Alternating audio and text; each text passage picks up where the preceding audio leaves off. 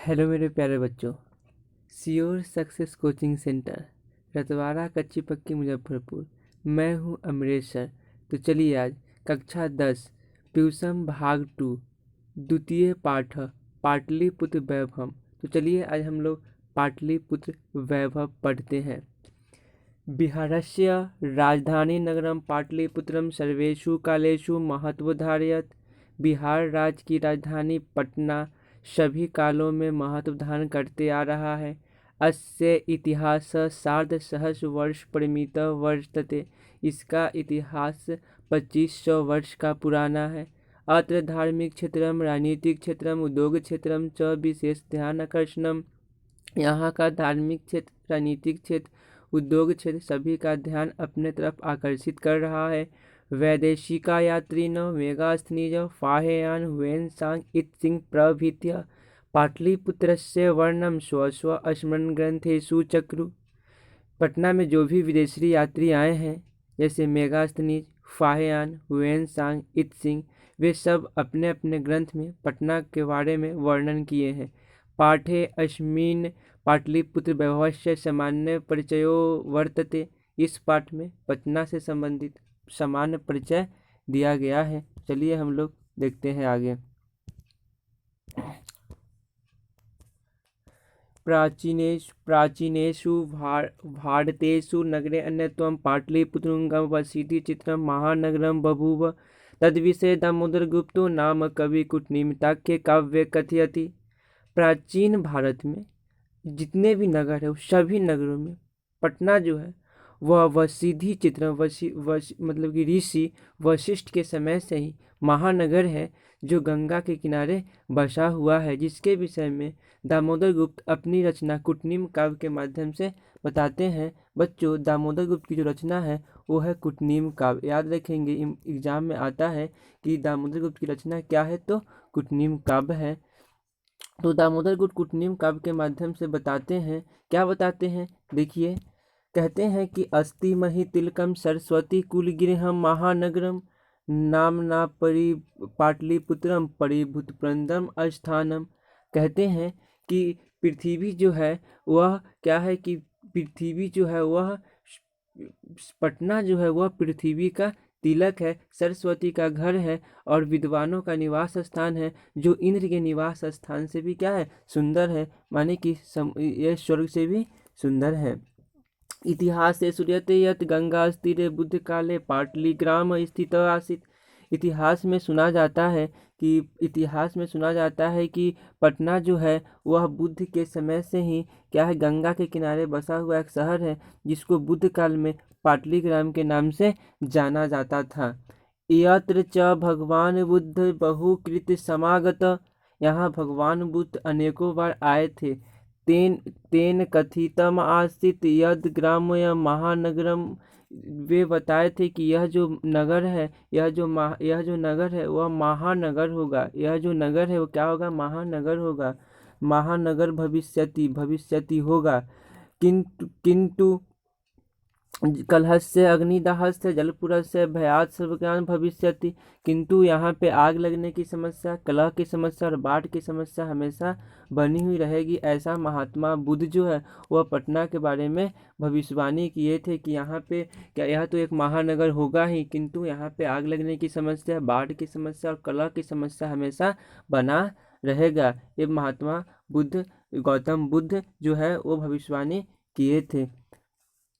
कलांतरेण पाटलिग्राम एवं पाटलिपुत्रमिति कथितः। कालांतर में पाटलिग्राम को पाटलिपुत्र के नाम से जाना जाता है।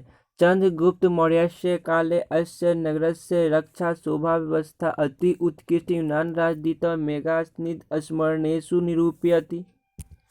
चंद्रगुप्त मौर्य के समय में इस नगर का शोभा, रक्षा व्यवस्था अति उत्कृष्ट था, जिसके विषय में यूनान के राजदूत मेगास्थनीज अपने ग्रंथ में बताते हैं। और ये भी बताते हैं कि अस्य नगर से वैभवम प्रियदर्शिनो अशोकस्य समय सुतराम समृद्धम। राजा अशोक के समय में भी यह जो इस नगर का जो वैभव है वह सुतराम समृद्ध अत्यधिक सुंदर था। तो बच्चे, यहाँ पे क्वेश्चन पूछता है कि यूनान के राजदूत कौन था, तो ध्यान रखिएगा यूनान के राजदूत मेगास्थनीज था, जो चंद्रगुप्त मौर्य के समय में पटना में आया था। बहुकालं पाटलिपुत्रस्य प्राचीन सरस्वती परंपरा प्रावर्तत इति राजशेखर स्वकाव्यमीमांसा नाम के शिक्षा प्रमुख ग्रंथे स्मृति।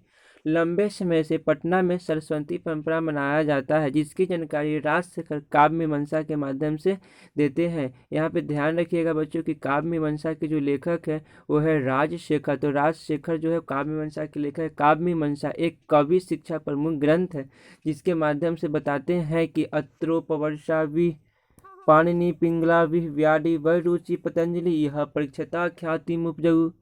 राजशेखर बताते हैं काव्य मीमांसा के माध्यम से कि बहुत वर्ष पहले यहाँ पे पिंगल, पाणिनि, वरुचि, पतंजलि, व्याधि ये महापुरुष यहाँ पे आए थे और यहीं से प्रसिद्धि प्राप्त की, यहीं से शिक्षा प्राप्त किए थे। इनकी परीक्षा भी यहीं हुई थी।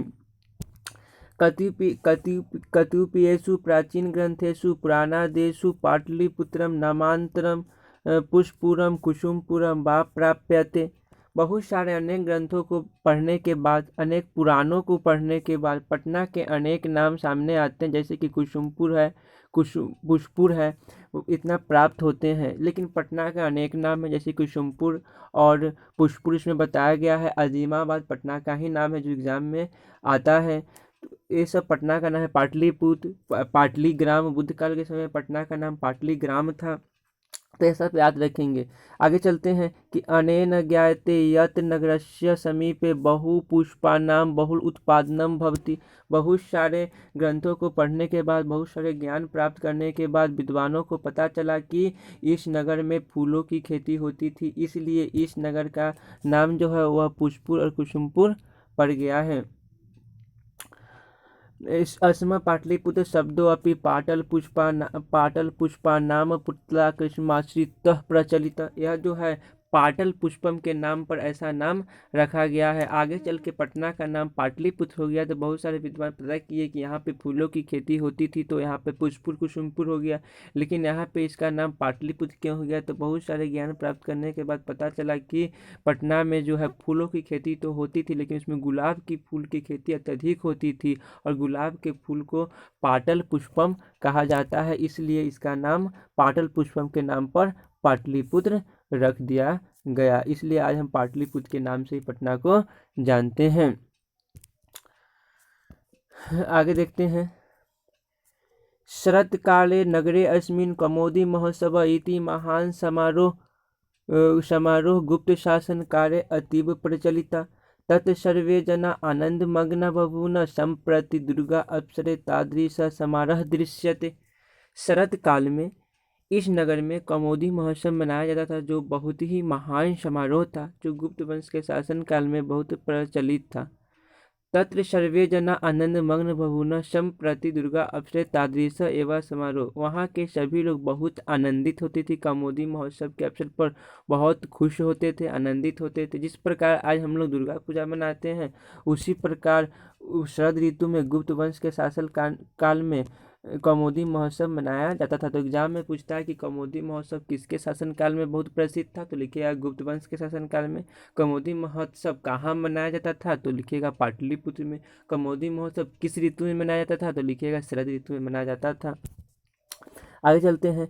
काल चक्रवासाद यद्यपि मध्यकाले पाटलिपुत्रम वर्ष परिमित जीर्णशीर्णभूत तस्य संकेत अनेका मुद्राक्ष ग्रंथेषु लभ्यते।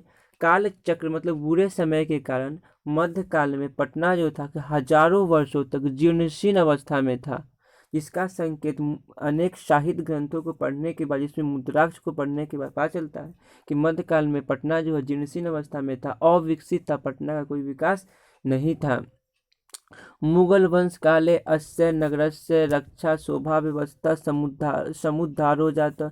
जब मुगल वंश के शासन काल आया तो इस नगर का विकास धीरे धीरे होने लगा और यह नगर विकास करने लगा। आंग्ल शासन काले च पाटलिपुत्र से सुतराम विकास हो जाता। जब अंग्रेज का शासन काल आया तो इसका और विकास अच्छे से होने लगा। नगरमिदं मध्यकाले एव पटनेति नामना प्रसिद्धमगात्। इस नगर में पटन देवी नाम की एक देवी की पूजा होता है। मध्यकाल में उस देवी का नाम पटन देवी है। जिसमें पटना का पतन हो रहा था, विनाश हो रहा था, उस समय पटना में पतन देवी नाम की देवी की पूजा होती थी। अयम च शब्द पतन मिति शब्दार्थ निर्गत। यह जो शब्द है वह पतन शब्द से निकला हुआ है। पतन माने विनाश, यानी कि वो जो पटन देवी थी वो विनाश की देवी थी, इसीलिए मध्यकाल में पटना का विनाश हो रहा था। नगरस्य पालिका देवी पटन देवी यद्यपि पूजते। और नगर की जो पालिका देवी है वह आज भी पूजी जाती है, यानी कि अब उस पटन देवी का नाम बदलकर पालिका देवी रख दिया गया। जिस समय मध्यकाल में पटना का विनाश हो रहा था उस समय उस समय उस देवी का नाम पटन देवी था। लेकिन जैसे जैसे पटना का विकास होने लगा तो पटन देवी का नाम बदलकर पालिका देवी रख दिया गया। तो आज पालिका देवी के नाम से भी उनको जाना जाता है और धूमधाम से वहाँ पे पूजा पाठ होता है। सम्प्रति पाटलिपुत्र पटना नाम नगरम अति विशालम वर्तते, बिहारस्य राजधानी च अस्ति, अनुदिनम नगरस्य विस्तारः भवति। सम्प्रति मतलब इस समय पटना जो है, पटना नाम पाटलिपुत्र जो है पटना के नाम से प्रसिद्ध है, जो बिहार की राजधानी है, बहुत ही विशाल है, जो दिन पर दिन अपने क्षेत्रों में विस्तार कर रहा है, विकास और उन्नति कर रहा है। इसके उत्तर दिशा में अश्य उत्तर श्याम दिशि गंगा नदी प्रवहति। इसके उत्तर दिशा में गंगा नदी बहती है।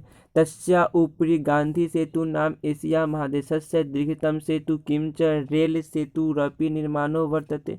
इसके उत्तर में गंगा नदी बहती है और गंगा नदी पर एशिया महादेश का सबसे दीर्घतम सेतु पुल है, जो गांधी सेतु के नाम से जाना जाता है।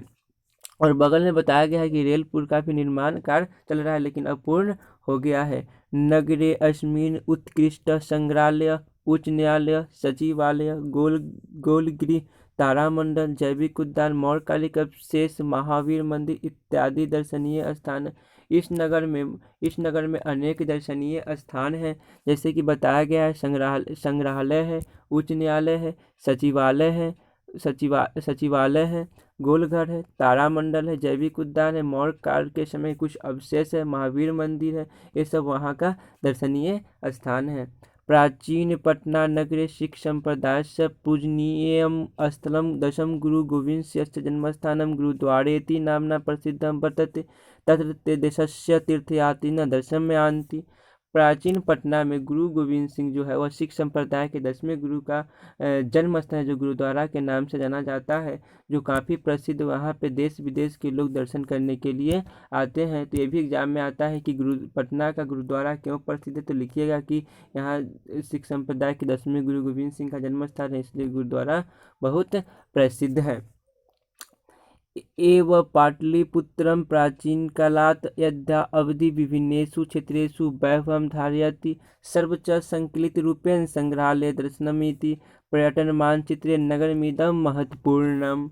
इस तरह से पटना जो है प्राचीन काल से लेकर आज तक अपने विभिन्न क्षेत्रों में वैभव धारण कर रहा है। अगर मानचित्र में देखा जाए तो पटना जो है वो दर्शन के लिए सबसे उपयुक्त स्थान माना जाता है।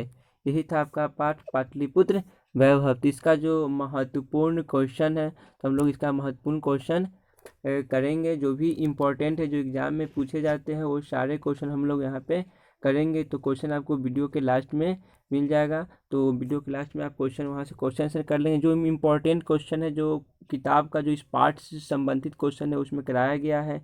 और जो व्याकरण का जैसे संधि है, समास है, उपसर्ग है, प्रत्यय है, ये व्याकरण संस्कृत सत्र में हम संस्कृत सत्र के माध्यम से संस्कृत सागर कोई भी व्याकरण है वो हम पढ़ाएंगे संधि समास व्याकरण में। तो अभी हम लोग इस पाठ से संबंधित जो क्वेश्चन आंसर है वो वीडियो के लास्ट में आप लोग यहाँ से कर लेंगे। तो इस तरह से आपका पाठ समाप्त हुआ। तो थैंक यू बच्चों, और वीडियो को लाइक करें, सब्सक्राइब करें, और इस तरह से संस्कृत आप लोग अच्छे से पढ़ें। Thank you so much.